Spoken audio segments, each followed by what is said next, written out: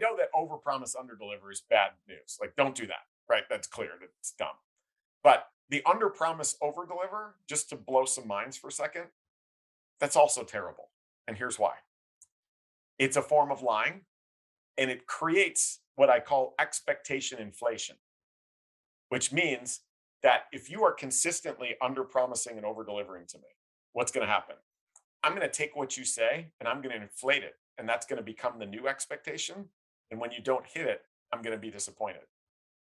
This is Outside Sales Talk, the best podcast for outside salespeople.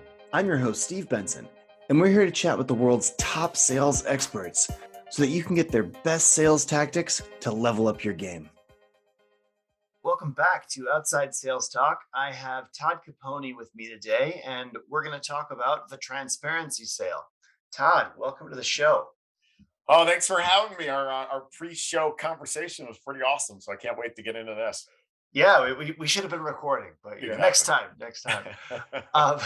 So Todd is the author of the best-selling book, The Transparency Sale, and he's also got a book that's just releasing right now. By the time this podcast is out, it will be released, The Transparent Sales Leader. He's also the founder, speaker, and the workshop leader at Sales Melon and the host of Sales History Podcast. So let's jump into it, Todd. First question, why is transparency so important in sales? Well, let's start with a story, because like transparency is such an overused word. Like, I'm transparent. Oh, cool. And the story is where this all started. My last role, I was the chief revenue officer of a company here in Chicago where I live called Power Reviews. And you could probably guess from the name, we were in the ratings and reviews space, right? We help retailers and brands collect and display ratings and reviews. So, you're buying a pair of Crocs, you see the product, you scroll down the reviews. That was us helping with the collect and display for them and 1,000 other companies. But here's what happened. A few years ago, we engaged with Northwestern University on a consumer research study. So all we were asking was, when a website's acting as a salesperson, what do people do? And 3 data points came out of it, 2 of which changed my life like could only happen to a nerd. The first one that didn't was that we all read reviews today, right? Like, you're buying something you haven't bought before that's of medium to high consideration. It was like 99%. But the 2 that changed my life, number 1, 85% of us go to the negative reviews first, right? So you're buying something online, you skip the 5s and you want to read the 4s, 3s, 2s, and 1s. And a product on a 5-star scale, and this is across all product categories, that has an average review score between a 4.2 and a 4.5, that's actually optimal for purchase conversion. Meaning, a product that's got negative reviews right under it helps that product sell better than a product that's got nothing but perfect 5-star reviews. So I looked at that, and like, there's a company you may have heard of. They're called Amazon. Yeah, I'm familiar. Amazon, yeah, like you might be familiar with them. Like, they were the first ones to really start doing this in 1995. Like, you buy something, hey, tell us if you liked it, if you didn't like it, and we're going to display it for everybody. And the next thing you know, Amazon's done pretty well. So I started looking at the behavioral science on this to think, all right, if that's what a website's acting as a salesperson, when an individual is left to their own devices and they want to make a purchase and they require that information, they actually want it first. Does that happen in human to human or B2B? And could it? And what would the impact be? And I found really quickly that, as it turns out, it has no difference between when a website's acting as a salesperson or when you are acting as a salesperson. That our brains know that perfection doesn't exist. And we got a little filter in our brain that, until we're able to assess that negative, which is why we go for it first, we can't even really truly process the positive without having a little bit of a BS filter on it.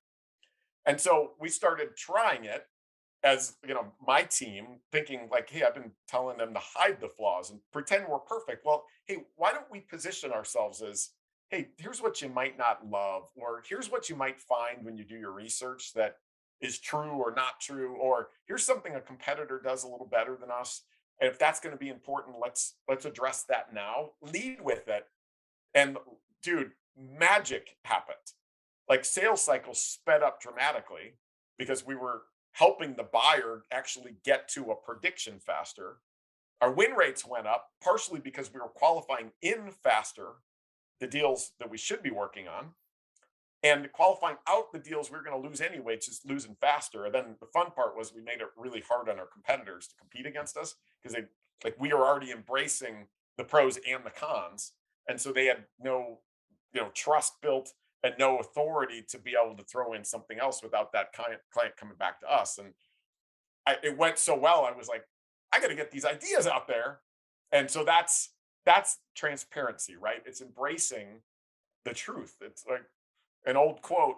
We were joking before the discussion about my nerdery for sales history. There's a quote from 1918 from an author named Arthur Dunn. If the truth won't sell it, don't sell it. That's the mantra, right? Embrace the things you give up to be great at your core because we all are. And a buyer requires that to make a prediction and eventually make a purchase. That is transparency in the B2B space.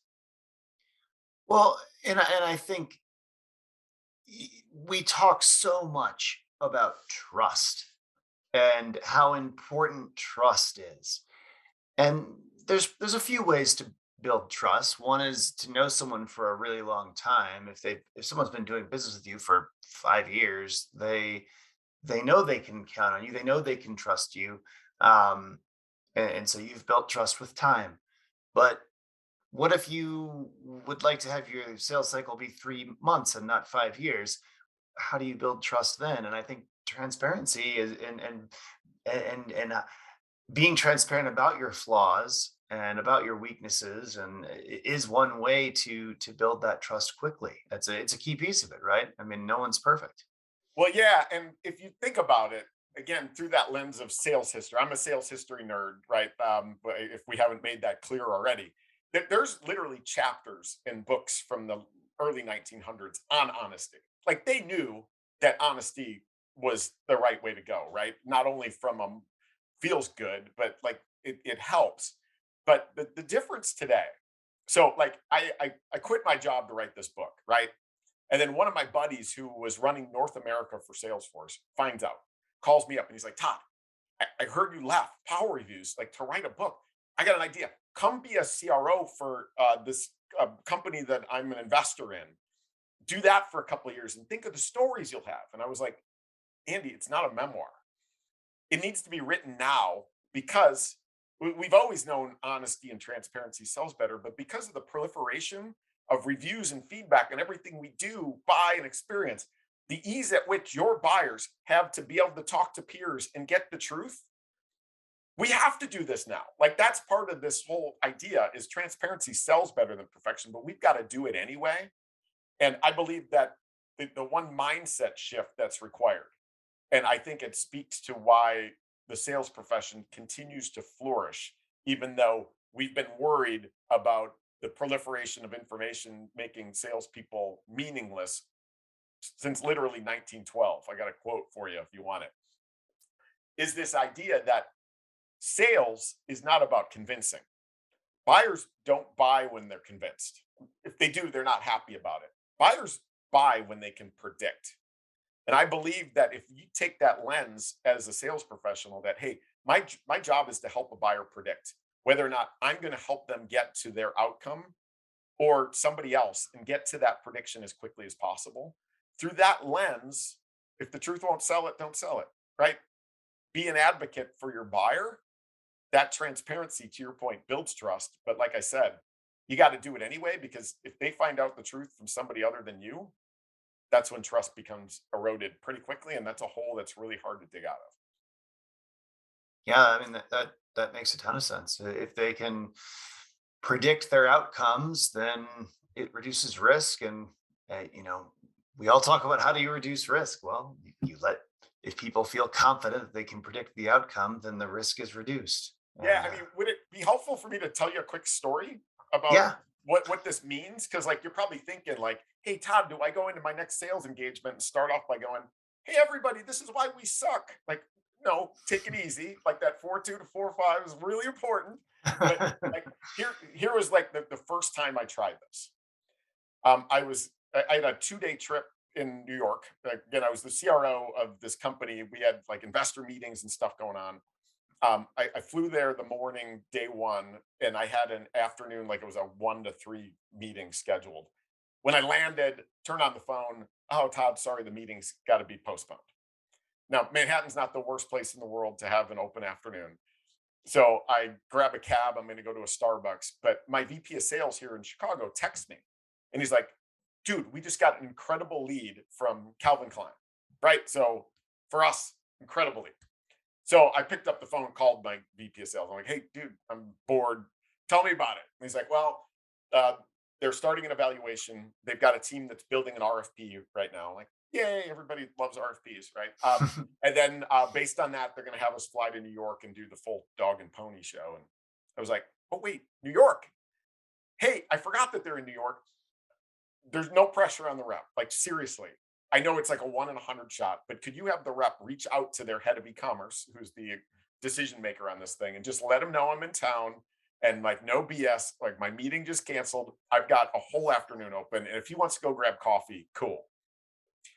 So the VP of sales tells the rep, I don't know what happened in the telephone game, and you're going to about to hear why. The guy says yes. I go to their headquarters. I check in. I meet this guy. He's very New York. Like there was no small talk. Like right to business. We get in his office, his small Manhattan office.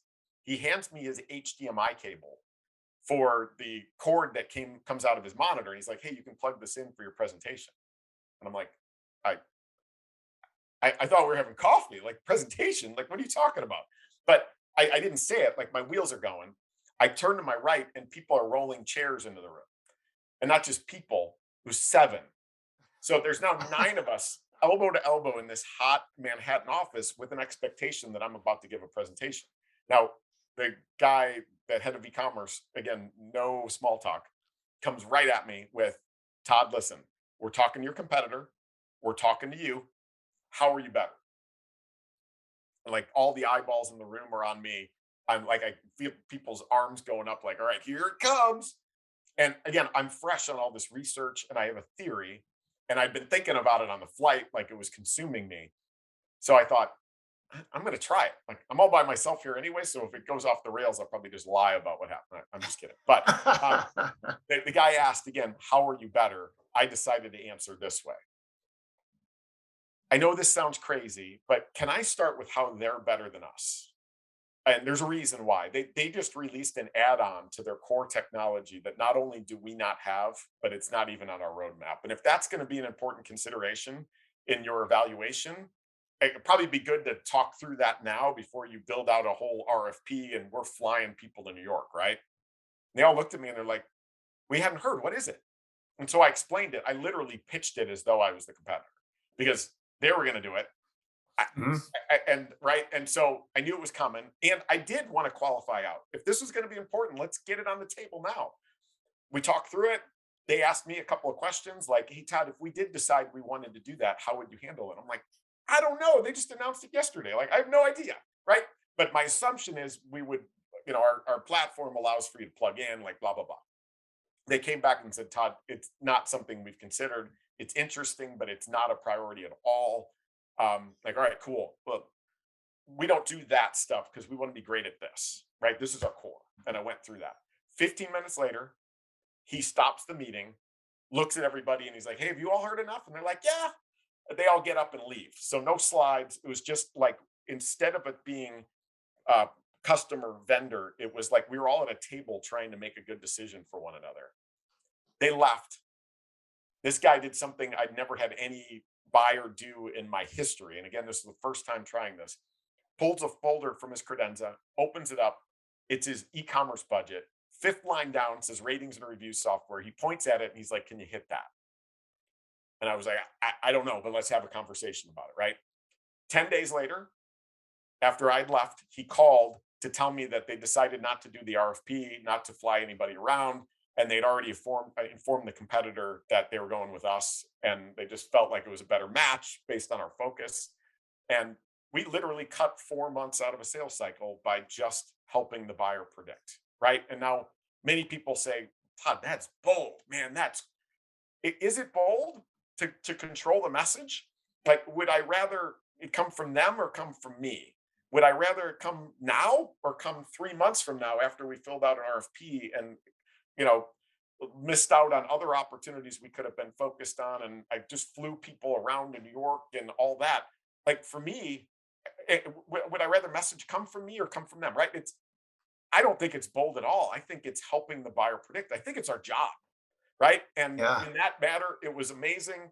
We kept doing it, and we became Chicago's fastest growing tech company from 2014 to 2017. And I have to believe that that was part of it. It's crazy. Like in our business, where well, my day job, not the podcast, but the thing that actually pays the bills around here. I run a company called Badger Maps, as you may know. Yeah. But we're dealing with something very similar right now, and I hadn't thought to kind of do exactly what you just did there, but it's brilliant. I mean, so we basically we make a piece of field sales software, but there's two very different types of field salespeople who are looking for similar features, but they're really presented in different ways and they're done differently. One is a door-to-door field salesperson, and one is a business-to-business field salesperson, which just really means you're walking down a street or walking through a neighborhood, going door to door, selling real estate services, solar panels, pest control to homes, etc. Or you're going to businesses, either dropping in or because you have appointments. And you could be selling very similar things, but you could be selling pest control to businesses. You're going to sell it differently than to homes. But a lot of our customers are selling med device companies selling to doctors, pharmaceutical companies, any kind of business service. But it's B2B versus door to door sales.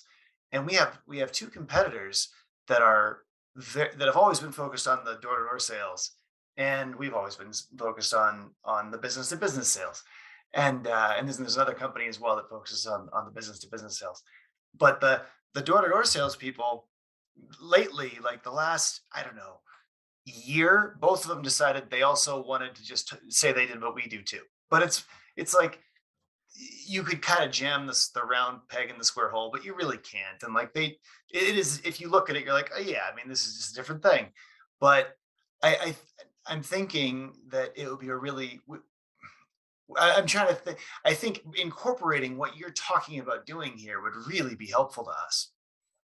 Well, yeah, I mean, if you think about even, it started to really dawn on me that the most successful like B2C companies in the world do this brilliantly.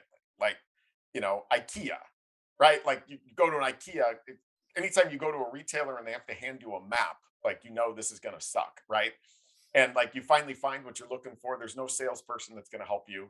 You got to write down the code or take a picture of it with your phone because you get to go to the warehouse yourself, pull the boxes onto a cart that doesn't have brakes, which seems like a huge oversight, roll it into the parking lot, F bomb your way through jamming it in the back of your car Tetris style, drive home with a souvenir injury or two to remember your experience, get home thinking you just left it all there. You open the box, there's 200 parts and not a word on it except for like Svarta or whatever. And then like when you get done, you're like, wow, this looks pretty good. Like we should have bought the end tables with this bedroom set.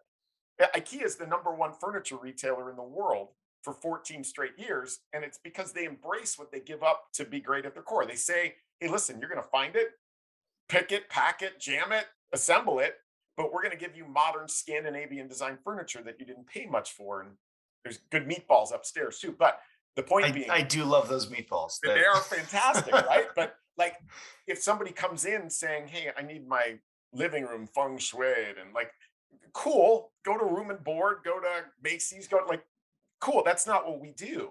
They bring in everybody pre-qualified.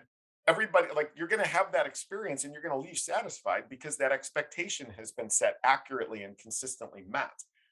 They do it. Costco does it, right? Like, you need some ranch dressing. You get one choice at Costco, and it's almost a gallon. Oh, and did I mention you have to pay to even walk in the place? And there's going to be a woman at the door checking your receipt to make sure you didn't steal anything, right? Like they're number two What's retailer in the country behind and, Walmart because and they how do you embrace it. how do you so I shop at Costco every, every 2 weeks, sometimes every week I go there, if I'm entertaining and having a dinner or something. But like Yeah. I always wonder about that lady checking things on the way out. It's like, how did you think I was gonna steal a gallon of ranch dressing? I mean, like, what thing do you guys even sell here that I could like have down my pants? Like, That's right. what is the thing? Yeah, maybe it's like you're, hey, you need a toothbrush? Here's a half dozen. Like you walk out with one of those, right? Like but again, I mean, the point is, I think B2B's got a great opportunity to do that from a marketing level. Like embrace what you give up to be great at your core. Like we're not going to be all this. We're going to be this, and we're going to be the best at it. You bring in people pre-qualify, which helps you from an efficiency perspective and a cycle length perspective. But then as a seller, having what I call clinical levels of empathy for your buyer, right? If you were in their shoes, what would they find? What would they think based on their requirements? What are they going to love and what might they not? Control that message, build trust, be the Sherpa through the journey. And, you know, with so many companies, especially if you've got competitors like you do at Badger, right? Like you're competing on your offering and your pricing and there's an opportunity to differentiate in the way that you sell, and that's one of the things that's been so fun about this is like one of my clients is in the antivirus space, right? They sell technology to protect like endpoint solutions, meaning your laptops, your workers laptops and all that. There's 56 companies that all do the same thing. Their websites all look exactly the same thing, but they consistently win because they're helping buyers predict. They're going in and qualifying in and out as quickly as possible using transparency. But that trust means their customers buy faster, they stay longer, they buy more, and they become more likely to advocate. And that's why they're killing all of the rest of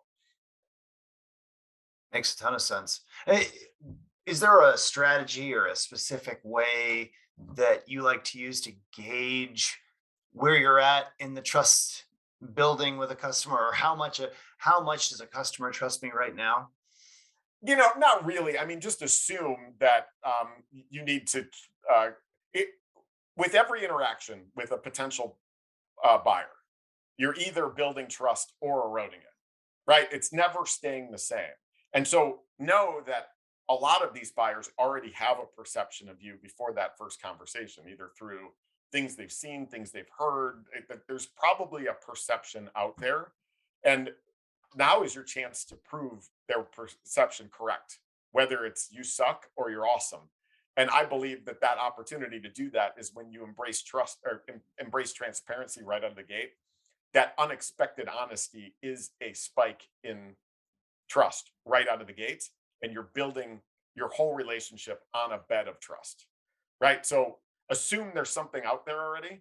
And part of what I always advise every company to do is like go Google yourself, right? Like just go right, Badger Maps, right? So like go Badger Maps reviews and read them, right? Like read them all.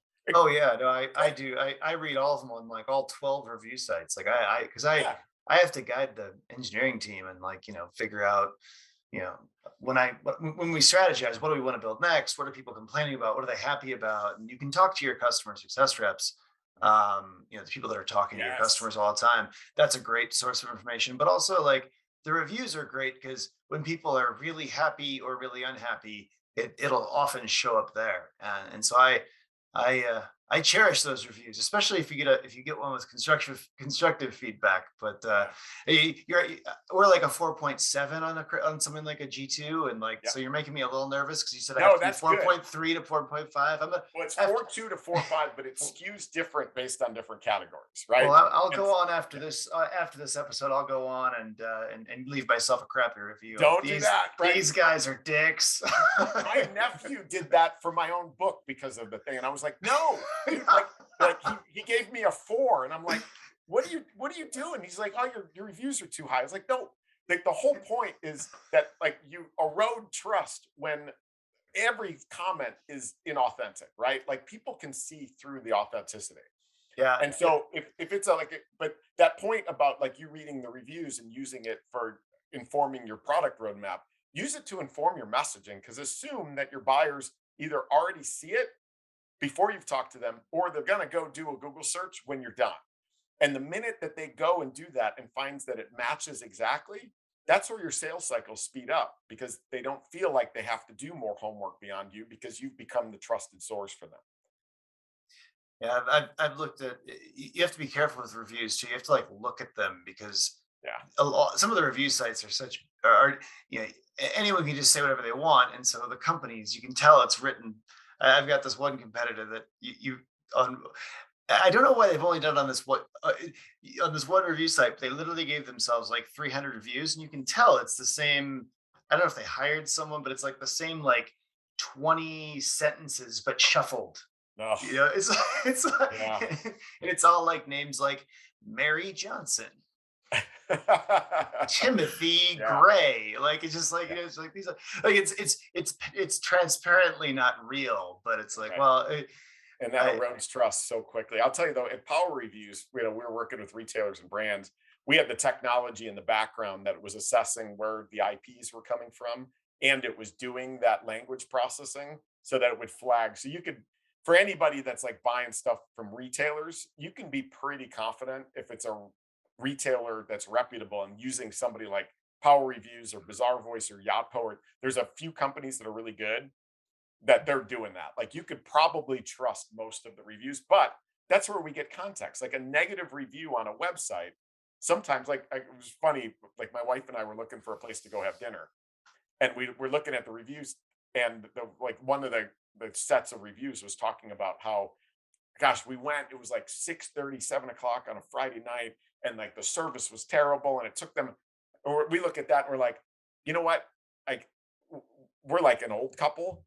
We're gonna go at like Thursday at 4 o'clock, so that's fine, right? not a Like that's problem. part of how we absorb this stuff. Like we're not gonna be there at 7 o'clock on a Friday, so that's fine. How's the food? Right. Well, so let's just say that and I'm gonna quote you here. You have your cards facing upwards with your customer. You're being totally transparent, or you want to be totally transparent. What give us some suggestions on ways we can do that? I mean, obviously, like you use the example of upfront being like, let me tell you who we're not, or let me tell you what we don't do, or let me tell you where we're weak. Like you know, if I were going to advise my salespeople to be more, here's how you can be transparent. Like here, transparency would be great. People would trust us faster. You know, here's how you can tell people. Here's how you can be transparent about. It's a weakness for us and a weakness for them, I guess. You know, we don't really serve this market that they serve well. This competitor of ours, two competitors, the door to door stuff. We don't do that well. We do the B2B stuff really well. They don't. How what are the strategies you would use if I were going to go, you know, on our group call on Friday to the salespeople? What should I tell them? What are the strategies that they could bring up with our prospects to build trust and do this? Yeah, I mean, again, it's got to come from the lens of your job is to help the buyer predict, not to convince them. That's number one. The second lens is that consensus selling is hard. Boohoo, of course it is. Consensus buying is considerably harder. Remote consensus buying is exponentially harder, meaning your buyers are a lot remote. Like they don't just get to walk in and run into people in the hallways like they did before. Every consensus building exercise is an extra step.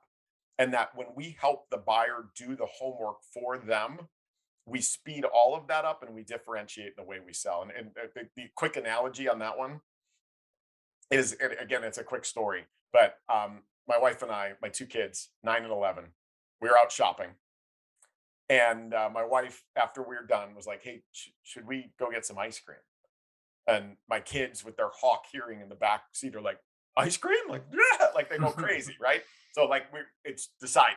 There was no deciding.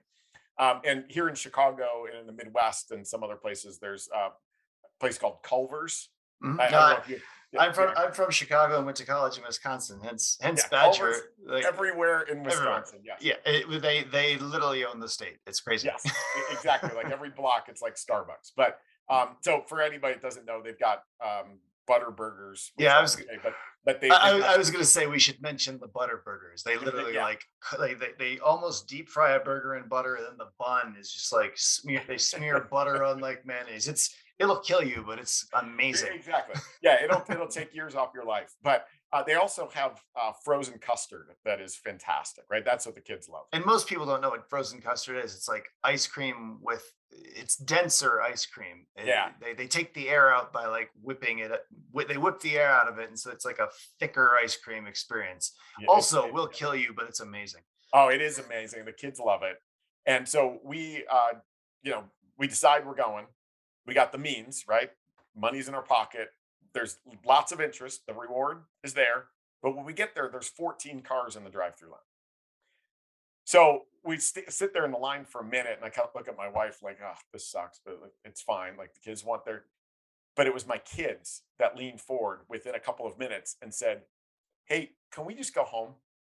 Like, really? Like my son's like, "Yeah, I just want to go play some Minecraft. Like, let's get out of here. Like, we're fine without it. We don't want to wait." The point being that when we make it harder on our buyers, our buyers' perception of a reward is biased by the journey to get to it. Right. So if you're losing to the status quo all the time, a lot of times it's because they were interested, right? They showed up, they inbound lead, they took your calls, they were engaged, and then suddenly they go status quo on you. Well, it might not be them, it might be you and the journey that you're taking on. And that's why I believe that this homework element is so important. So the strategy is, first of all, like do the homework, right? Like do the homework for the buyer. Like go do the research, read the reviews. What are they going to see? What are they going to hear from our competitors? Embrace the things that are true and and negate the ones that aren't, but lead with that transparency, right? Look at the reasons why you lose. So one of the things I talk a lot about in my new book, The Transparent Sales Leader, is this idea that forecasting only becomes accurate when there's a number of things, but one of them is embrace a culture of losing and celebrating the losses. Like one time we did a champagne toast for a rep that lost. And like that might sound crazy, but they're already getting hit in the pocket and their quota. Celebrate the effort, but most importantly, celebrate the lesson learned so we don't keep losing for the same reasons. Those are the types of things that when you see the themes or see the intricacies based on different clients, that we would then use as transparency, right? Like, hey, with this type of client, we lose for this reason all the time. Let's lead with it, right? Lose fast. Another category might be pricing, right? Like if you're more expensive, why not embrace that up front and set that expectation, right? That like the term sticker shock has never been used in anything positive in the history of the planet, right? And it's not this whole idea that, oh, I'll add enough value so that when the price comes they'll be like, oh, that doesn't happen. Like that's BS. Embrace, if that's a reason why you keep losing, lead with it. Like, hey, listen, we're at the higher end from a pricing perspective, right? And so if budgets are going to be an issue, if this price range is not where you're thinking, let's address that now versus 3 months from now, right? If you're Absolutely. talking about a six-figure deal to a four-figure buyer, one of you's in the wrong conversation, you better find that out now, right? Those are the types of things. Again, empathy. Act like, see the world through that buyer's eyes.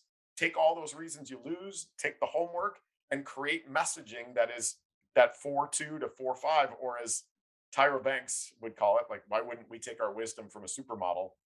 She calls it flawsome, right? Embrace your flaws, but know that you're still awesome. You don't suck. 4.2 to 4.5 is important, but do the homework for the buyer and embrace those things that you give up to be great at your core. Easy for Tyra to say she should embrace her flaws. Well, and I think this is it. If you boil down what you're saying, it's almost a rule to objection handling in general. You want to bring it up. You want to bring if you've got if you know there's going to be an objection, or you know something's going to be an issue, or you know something can qualify you out, bring it up in the beginning, bring it up as early as you can, and certainly bring it up before they do. So if your price, if you're a high price product was your example, bring it up front. Certainly before they do, because you know it's going to get talked about if you cost twice as much as your competitor. And the answer to why is probably a good one. Well, we have twice as much cost because we're twice as good. Right. It happens all Yeah. the time, right? I mean, the market segment for a reason. Um, eh, but bring it up. Don't let the customer bring it up because then you've got to defend.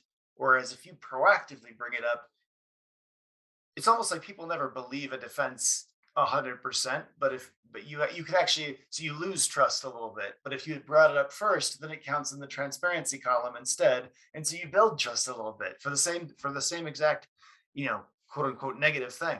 Exactly. Exactly. And like again, when you read books on objection handling, um, the best way to handle objections is the ones you know are going to happen.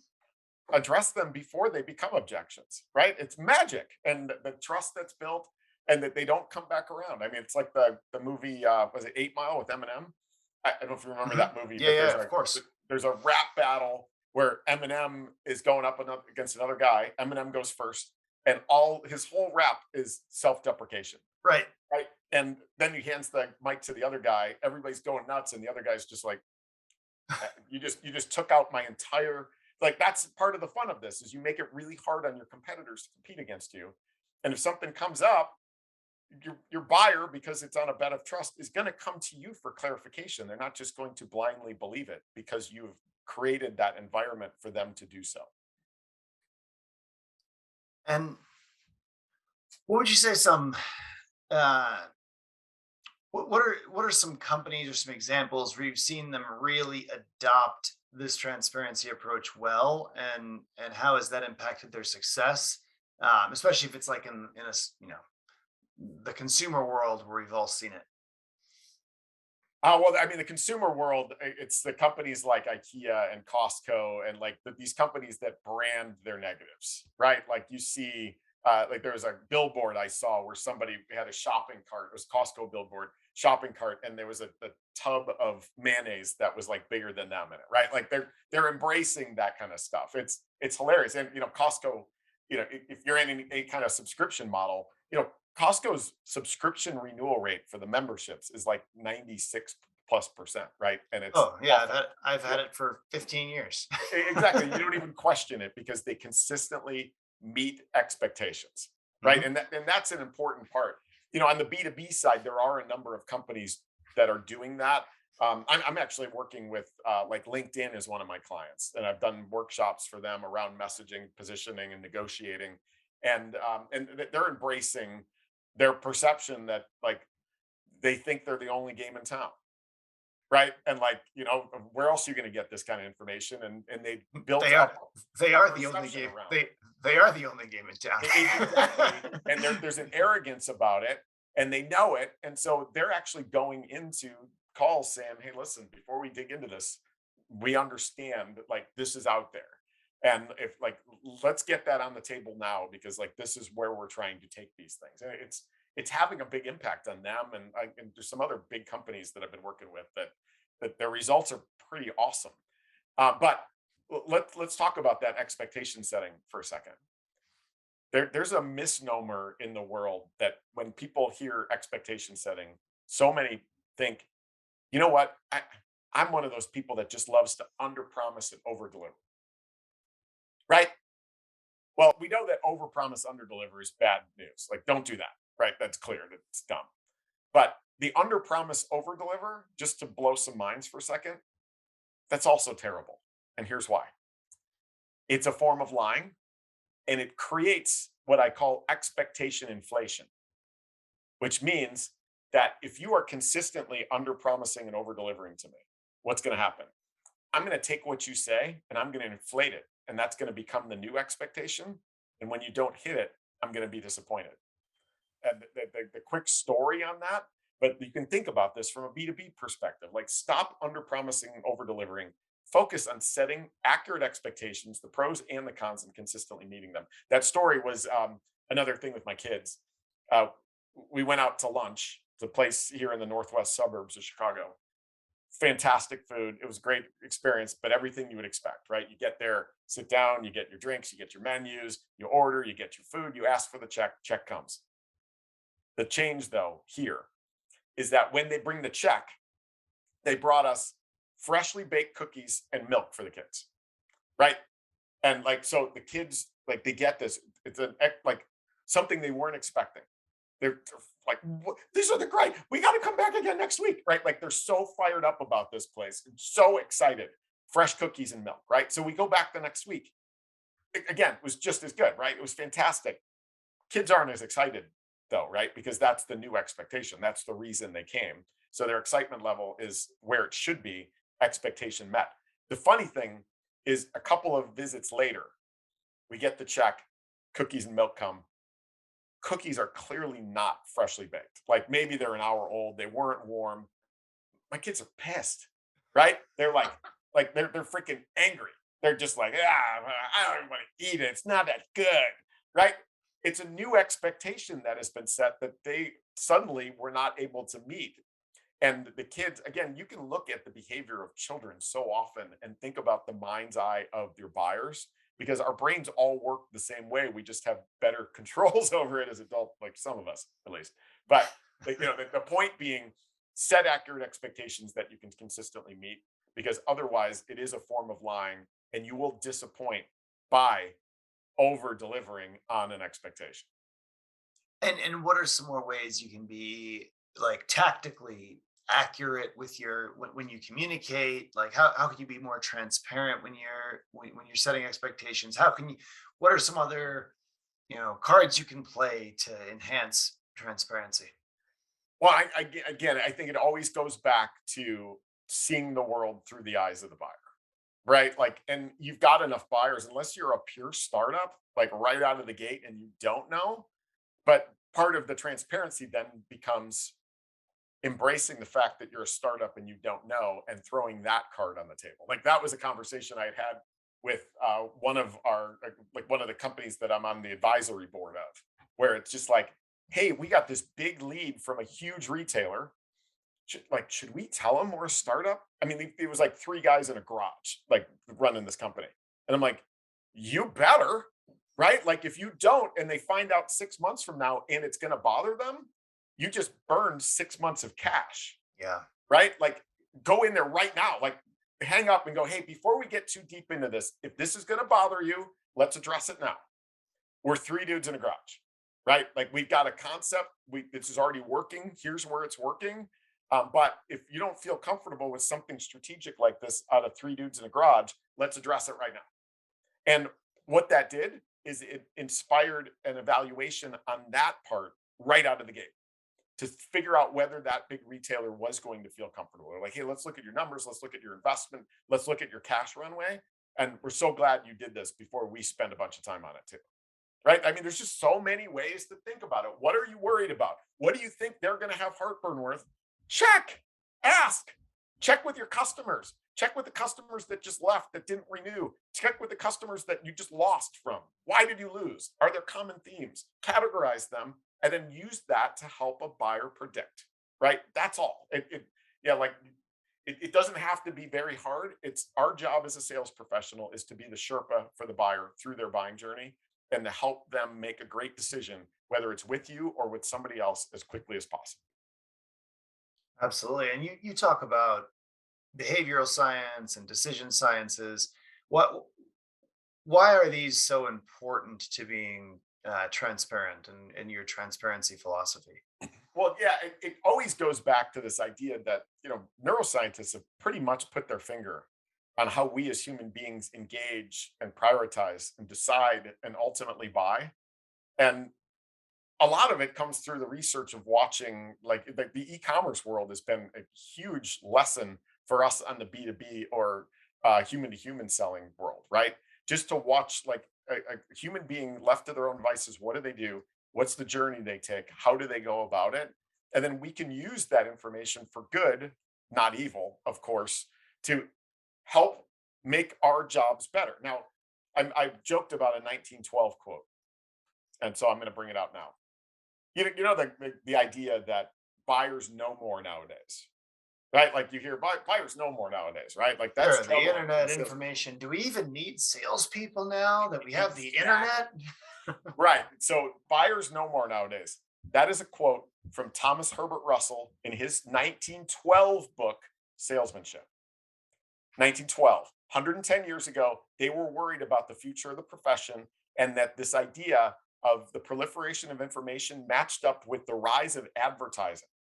That advertising, there's literally quotes from a 1907 salesmanship magazine that talk about the fact that sales leaders are foregoing hiring more sales in exchange for more advertising, right? That advertising was going to kill.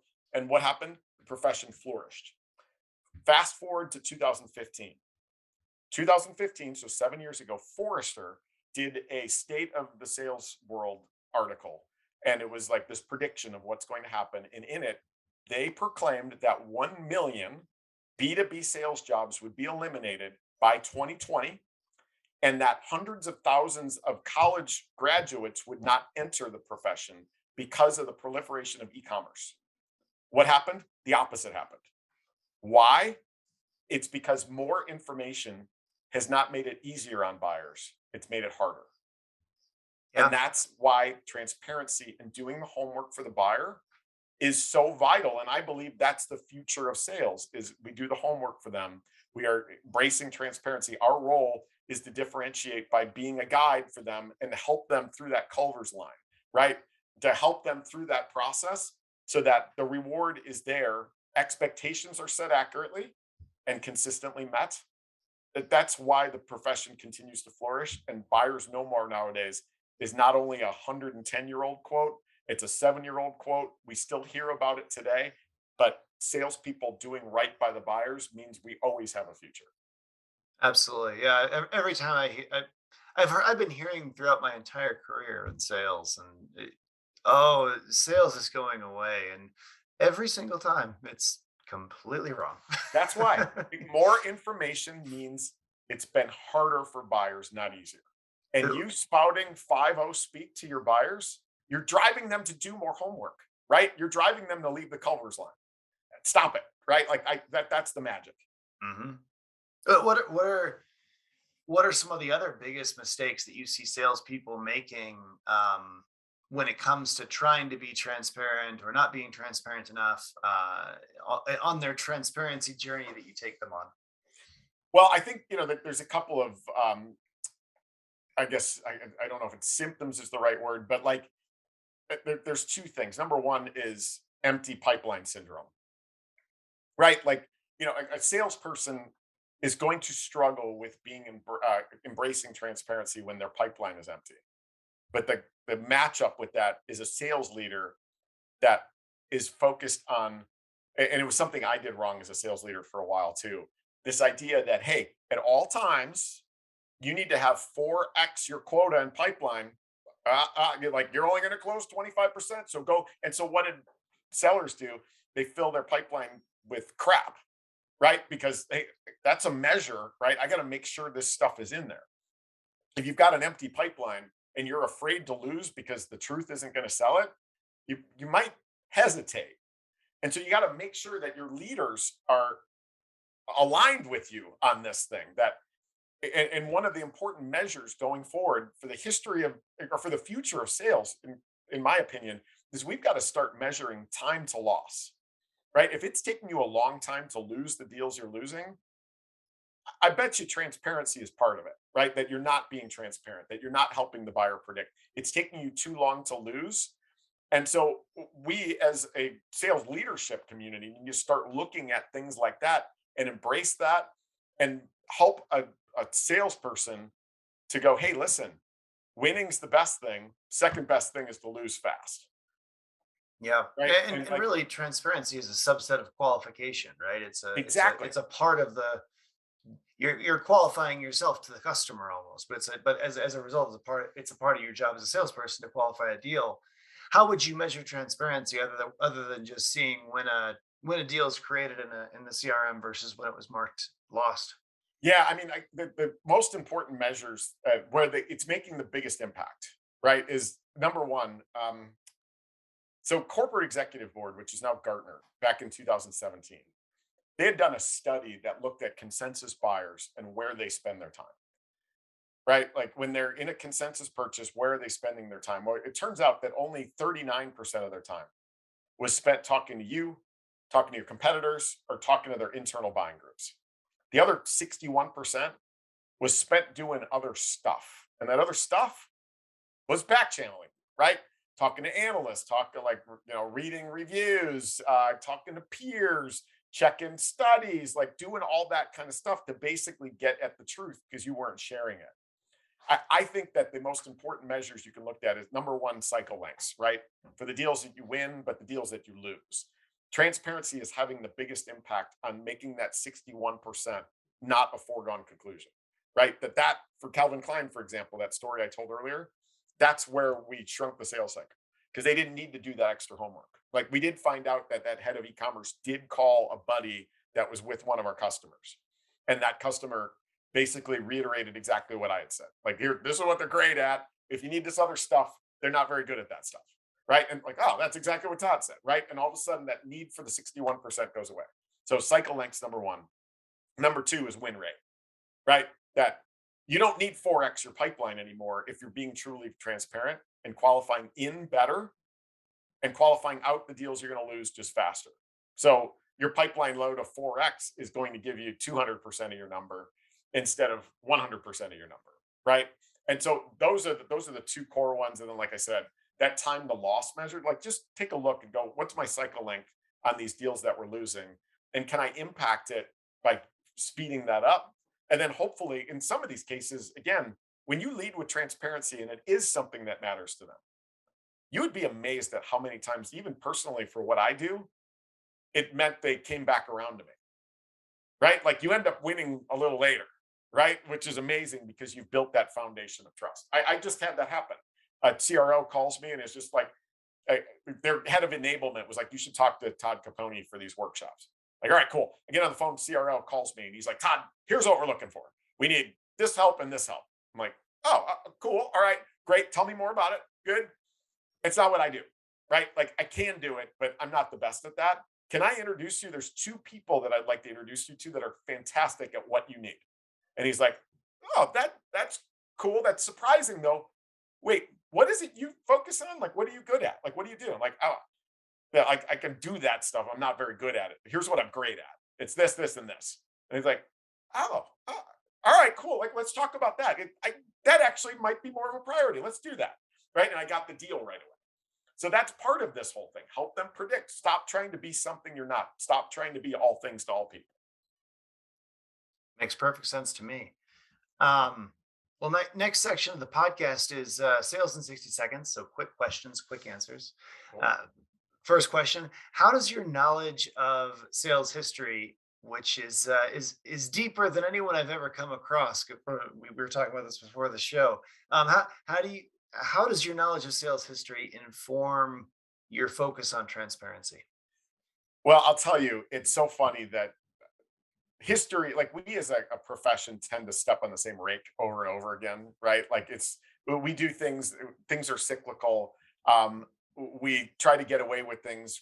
But what's funny is this idea of transparency is not new, right? Like that quote, if the truth won't sell it, don't sell it. There's a guy named Glenn Buck who worked for Henry Ford at Ford Motor Company. And he's got a quote that says, if honesty were not a thing, we would have to invent it as an efficiency measure, right? Like they always knew it. And so to find those things and to know that the basis for the sales profession and how our profession that I love and I'm so proud of, it was founded on a bed of honesty and trust and knowing that for it to be respected and admired, we as a profession needed to do right by our customers, to give them the right solutions at the right time at the right price. Because when we did that, those companies succeeded. And when they succeeded, they hired more. When they hired more, the economy grew. And when the economy grows, we as sales professionals, we all benefit from that. And that was the lens that sellers used back in the early 1900s, even in like 1916, when Woodrow Wilson was keynoting the World Sales Congress, which is the first sales congress of its that's known in Detroit, Michigan, in July of that year. That was the whole basis for his keynote was salespeople. You are the vessel by which America becomes a world superpower. Right? It was salespeople. And like that for me, I just find so interesting, and that there's so many lessons to be learned there. applying it to this idea that because of the proliferation of information, we got to do it anyway now. It just kind of like a magical combination. So cool. Yeah, I'd love to learn more about the history of sales, and I'm hoping that your third book is about this. um, what's one valuable lesson from your sales history research that has stuck with you over the years? Well, I don't know if it's over the years, but it was this recent revelation. We were chatting a little bit about it earlier that like I had this revelation that there's two, like, if we've got a second.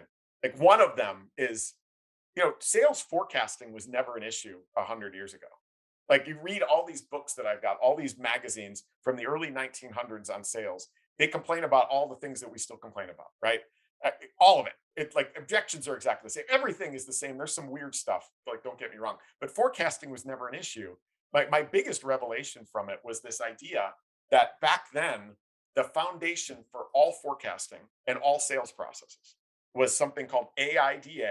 That for anybody who's old enough that's watched the movie Glengarry Glen Ross, you saw Blake, Alec Baldwin, spout this abusive speech, and in it he talks about AIDA. Like, do you have the customer's attention? Are they interested? Have He says decision, but it's actually desire, and I'll explain that in a second. Like, are do they have a desire for what we're selling, and are they taking action? Right. That back in 1898, Elias St. Elmo Lewis theorized that every buyer goes through those four steps, right? Attention, interest, desire, action. And it became the basis for every forecast and every sales process to the point where even in 1926, one author wrote, I'm not even going to talk about AIDA because every author and every expert knows that AIDA is the sales process and the way to forecast. The revelation is this idea that they always forecasted by looking and recognizing buyer behavior, right? Seeing the world through the lens of the buyer, understanding where they are on their journey makes it a lot more accurate to be able to predict when a buyer is going to buy when you recognize their behavior versus today, where even your Salesforce or your HubSpot that comes out of the box, the stages are all seller focused, right? Discovery, qualification, demo, proposal, negotiate, close. It's what you're doing. You're getting endorphin rushes from your own activity. You're measuring forecast based on what you're doing. And like, oh, I can't figure out how we can't predict what a buyer's doing because you're looking at your own activity, right? Like that was number one. That one's a huge one. The quick second one. This is a fun one. We talk about this idea that we are in a sales technology revolution right now, right? Like sales is like technology is filling every remaining crevice in the world of sales. Well, not just sales, but everything. Well, yeah, everything, but like the sales stack. Like I saw a chart that's got all the logos of the sales stack, and it's like a billion things on it. You can't even make out the logos. It's Now, about 5,000. We're one of them. We're in like one bottom corner. exactly. And the funny thing is, I would argue that the biggest sales revolution that ever happened in the 1870s when the original AGB, Alexander Graham Bell, made the first phone call, right? Like that changed everything. Now, I found the first known B2C cold calling script from 1910 and the first known B2B cold calling script from 1914. Like they were not using the phone for cold calling until at least the 1910s. But I believe that that was the beginning of the erosion of the profession of sales. That while we have this technology to make it easier, it makes it it's like such a great gift to salespeople. Salespeople ruined it to the point where we needed technologies developed like caller ID that Dr. Shirley Jackson invented in the 1960s. That didn't work. We needed the government to get involved to create the do not call registry. And Alexander Graham Bell would be rolling over in his grave if he knew that there is now 221 million phone numbers on the do not call registry. That's because of salespeople, right? And we did the same thing with email, needed technologies to prevent, and then created the Canned Spam Act of 2003 because salespeople ruined it. That's another piece for me that like you've got to have the right lens for the technology that you use to make sure that is it helping you help more buyers achieve optimal outcomes? Is it helping buyers to predict? If that's not the answer, then don't invest in that technology, right? Because we tend to take technology and ruin it when we're not using it through the lens of the buyer. Yeah, that makes a ton of sense.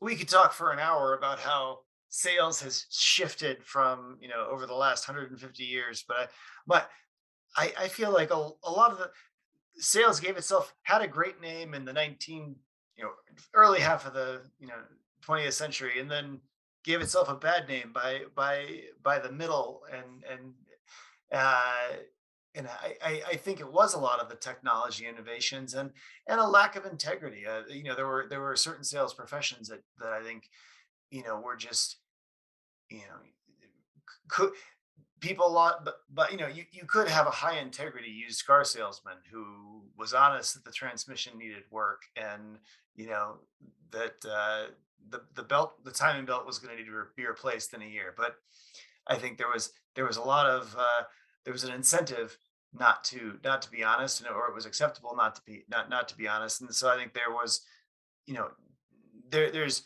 the marketing activities of calling a million people versus, and then, that definitely eroded things. And then the loss of integrity through a lack of honesty.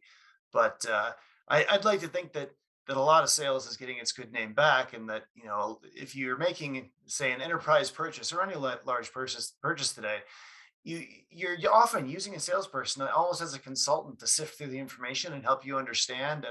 And I think if you don't operate with integrity and honesty, it will, and if you don't have transparency, you will ultimately lose that deal and lose that customer, because especially in a world of information, lies and dishonesties tend to come out and be discovered eventually. Exactly. Yep. If the truth won't sell it, don't sell it. it, I feel like a lot of my questions today have been about your first book, um, and it's titled the transparency Transparency sale, sale. if I recall. Yeah, Yep. Yep.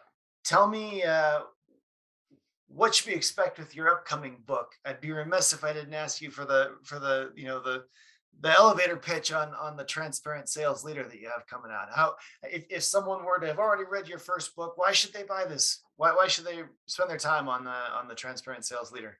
Yeah, it's funny because people are like, "Oh, all right, yeah, Todd, we should be transparent sales leaders." That sounds great.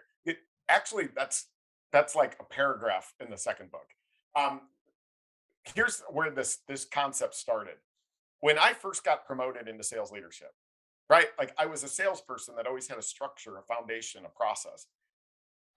2 days in, I found myself chasing, right? Like my day, every single day was guided by whatever priority was there, right? Like, you know, forecast, rep that's quitting, recruiting, board meeting. Like it used to drive me nuts. I didn't have a process. I didn't have a structure for sales leadership, and nobody ever trained me.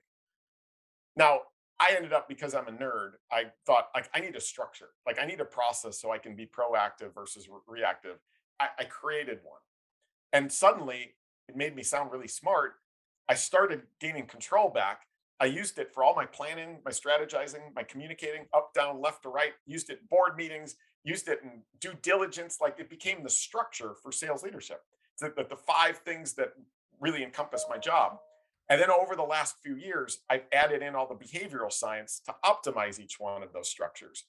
And that's what the book is, right? It's, as a sales leader, you probably don't have a process for sales leadership. Well, here's an easy one, all optimized by behavioral science, and including a whole section on the intrinsic, or the science of intrinsic inspiration, meaning what actually drives you and your team to show up every day, to stay, to do their best, and become advocates for you and your company. So, structure, science, all on a bed of transparency. Like we run behind people that are transparent, not people that suck, but people that are transparent.